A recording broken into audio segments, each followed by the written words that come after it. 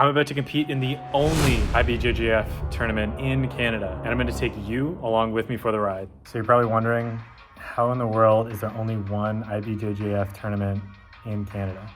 Canada's a huge place, it's well established, but the IBJJF really hasn't done much up here yet, and the only one that we have is the Toronto Open, and I live in the GTA, so it's a no-brainer if I want to be a competitive BJJ athlete to do this one coming up, because it helps increase the ranking, hopefully puts me in a good place as I move along into my next IBJJF tournaments nearing the end of the year and then leading into the 2025 season.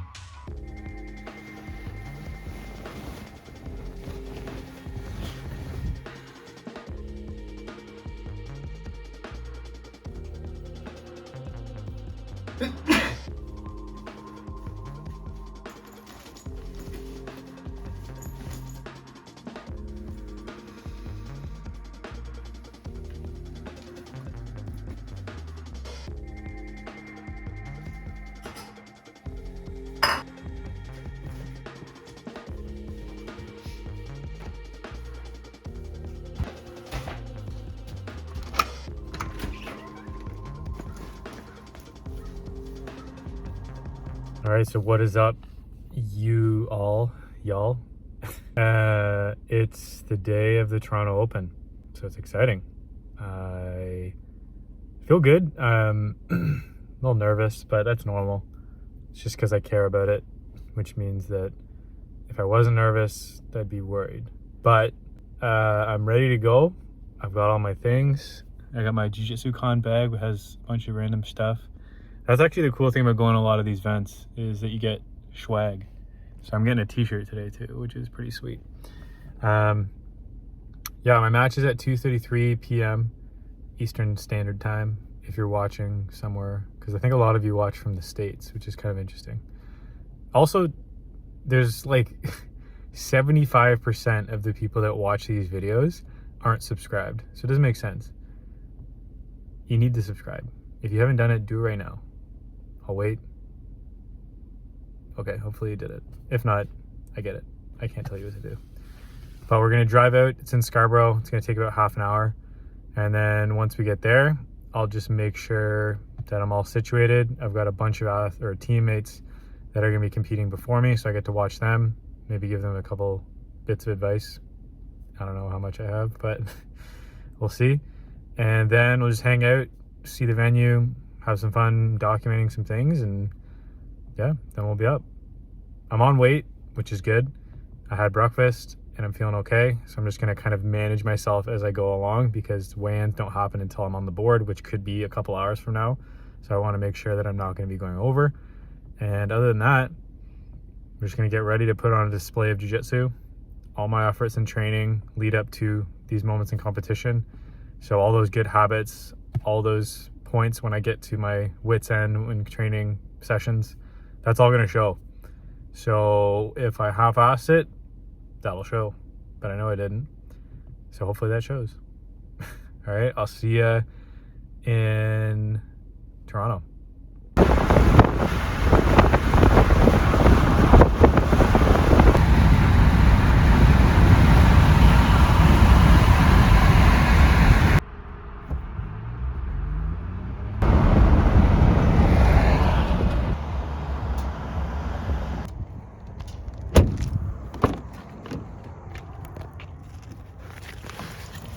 All right, so I just pulled up. It was an easy drive. It was like half an hour, which is insane, from Curtis at like edge of Toronto. It's like unheard of, but it's a Saturday. That makes sense. I'm gonna grab my stuff.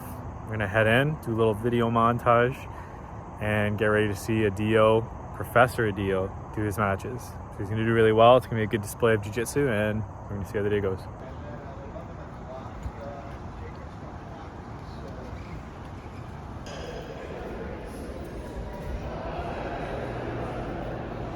Yeah, this place is crazy already. It's got like, well, I mean, obviously it's the Pan Am Center, so it's literally got like Olympic-sized everything.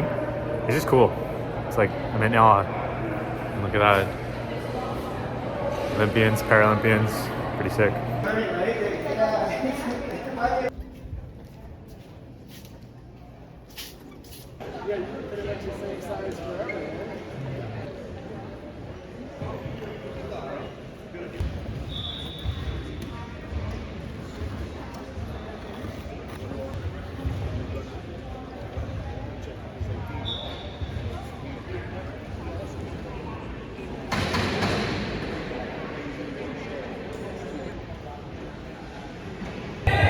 So right now, we're just hanging out. Got some of the matches going and just doing some videos. Some of it's for myself and some of it's for the team as well too. So like the 411 crew that are going. So Dio just went up, so I've been getting a little bit from him.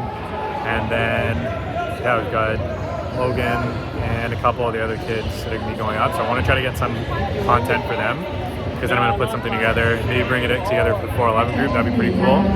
But yeah, we're just hanging out because my match is at 2:30 and I'll be up around, well, it's at 2:30 and right now it's 10 a.m. So I've got a ways to go, but I want to try to keep myself on weight and just try to keep myself composed as I get into it. So yeah, so we're about to do some media. Mr. Kyle Sleeman, so he's on that too. I'm gonna get a bit of shots for him and then yeah, see how the day goes. It's super crazy busy here. So again, my match is still in a little while. So what I'm doing is just a little bit of media for some friends. I feel like I'm repeating myself. There's not too much going on today. Yeah, it's a lot smaller than Jiu-Jitsu Con, obviously.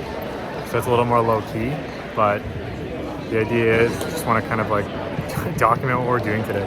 We're just having fun. I want to try to make it like a really good video this time around. So hopefully when this is all done, you're probably still watching, I hope. And yeah, we're just waiting until the match keeps getting pushed back. So it's at, I think 2:08 now.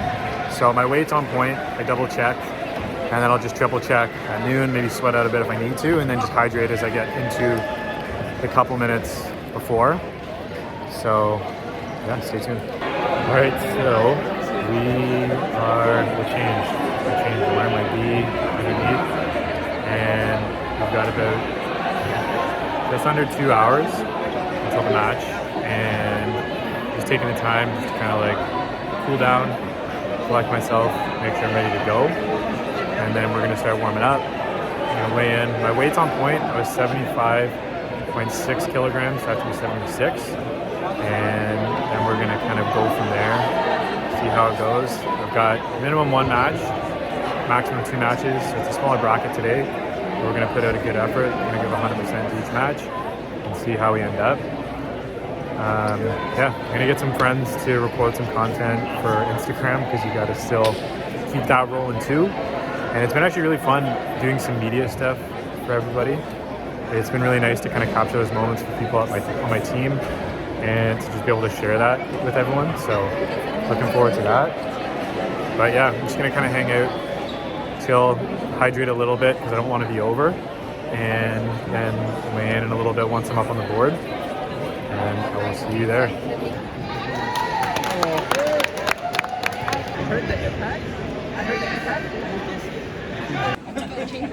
All right. So I'm up on the board, and I'm gonna go weigh in. I'm gonna go to the bullpen, and then we have our match at 2:05. So I'm gonna try to get as much as I can, but we'll leave it up to the universe to try to get some content. All right, team. So here we are. So if you follow me on Instagram, which you should, you'll see that I opted to do camera footage for the video today for my matches. But regardless, this is what we're doing. So apologies if some of it isn't perfect, but we just want to try to change things up and do them as best we can. But if we look at the match here, this was against my first competitor, so this is my first match. We got tied up pretty tight with a collar, and sleeve grip here. So what ends up happening is I'm trying to pull my competitor around, trying to make him step forward on that sleeve side hand so that I can take a single leg collar drag. But he was basing back really far, which was smart on his part. And every time he tried to bring his foot forward, he'd pivot to the side and it wouldn't really give me the position I needed. So I ended up trying to kind of circle around, dragging him back and forth. We both ended up kind of getting in this tie-up that really wasn't doing too much. Sometimes it feels like I'm hesitating, but ultimately I'm just trying to get myself into the best position possible. So we get sent back to the middle here. The ref kind of gives me some shit, says that I'm circling around, which I think is kind of BS. So he gives me a penalty for it. I mean, at the end of the day, both of us were kind of circling and weren't really doing anything. So we slap it up here. Ultimately, the situation starts getting a little more fiery, and I go for the single leg here, don't have it, so I get back up to my feet. He pulls guard, and I actually got my knee right in between his legs. Not obviously the great spot, because sometimes depending on what competitor you are, you might hit it in the sweet spot, which isn't great. But I ended up trying to do that to make sure that he wasn't able to close his guard. And from here, I collected the underhook on the right side and then the crossface as well too. So here I'm trying to tripod, trying to free my leg from that half guard position. He doesn't have a frame on me on my hips from his shin, so it's really easy to kind of continue compressing and making him hold my weight. And I'm really just driving my head in towards the floor and my opponent to try to see if I can loosen that up and walk my feet up to the side. So it gets pretty challenging. He kept a pretty good grip on my leg there, and he's just trying to work a position to try to either get an underhook, passing through, but we end up getting out, and he ends up trying to go for this bit of a reversal. One of my teammates at the gym does that to me all the time, so I'm always kind of like subconsciously prepared for it. So I ended up coming back into the circle here. I got an advantage for that pass, and unfortunately my opponent ended up sitting down and mentioning that he had a cramp in his leg. So he just sat there and kind of stalled the match out, unfortunately. And then I think the ref was talking to the table there, and I guess in IBJJF you can't have a cramp, an injury, they're all kind of considered the same thing. So he actually gets DQ'd. Unfortunately, I was kind of thrown off. I was like, the heck just happened? My opponent was obviously kind of bummed about it, so I just kind of walked over, chatted with him to see what was going on eventually. Because I was kind of bummed out. I was having a good time. It was a good match. It was starting to get fired up, so I was excited about that. But him and the ref just start chatting, and he says, you know, you can't do, or you can't, like, it kind of, I guess, I don't know if it's necessarily a verbal tap or whatever it is, but it did suck. So I just tried to chat with him a little bit and, you know, say I'm sorry that the match didn't end up going and wish that it would have kind of continued. So I ended up getting the win there, and I was up on advantage in points, so hopefully I can feel good about that. So now we're leaning into the second match. So again, tied up with that collar and sleeve. We go for that single leg collar drive. Doesn't happen. He actually, you can't see it because of the ref and the TV, but he did a guard pull ankle pick, which is a super, super sick move. Makes me think that he's going to guard pull, so I lean back and then he grabs the ankle pick. But we got to the bottom. I went for kind of like a half guard deep half, and we ended up in this kind of like top half position where I've got the collar and the pant leg. So I just do a nice little high step out of there. Tried to go knee on belly, but he reguarded. So again, did the same thing, high stepped on the outside there. Tried to chase around, tried to get in front, and he ends up trying to invert, and I dump over, get underneath the legs and grab the hips. And at this point, I'm just taking my time. I grabbed both his lapels and really got him in a position where he wasn't able to do too much. And my idea from this point on was to try to either break his posture down and sit to my side so that I can start inserting my hooks, because in this situation I wanted to make sure that I was up on points before I go for any submissions at all. Again, it is competitive jiu-jitsu, so you want to make sure that you get that lead as early as possible and then go for a sub if you can. Otherwise, just try to work the system and try to dominate point-wise or advantage. So the circumstance now stands where I've got a body triangle and I'm starting to feed that cross the collar over, and I've now trapped his arm in a Kimura trap, or whatever you want to call it, Kimura grip. So it's basically a one-on-one at this point. And from this point, I tighten things up and I'm digging for that bottom collar, and I readjust and I go for what's either called the zipper choke or the hell choke. And I ended up getting the top there, which is great. I was super pumped about that. Didn't realize that it was the final. Well, I knew it was the final, but I kind of had a moment where you can see my hands go up and I'm kind of just like celebrating a little bit because, you know, it was a moment where I'd finally achieved gold, and to achieve it on the IBJJF circuit is just an amazing feeling, and I can't wait to continue doing that. Yes, masters. Can we take a picture on the podium? Top step, top step.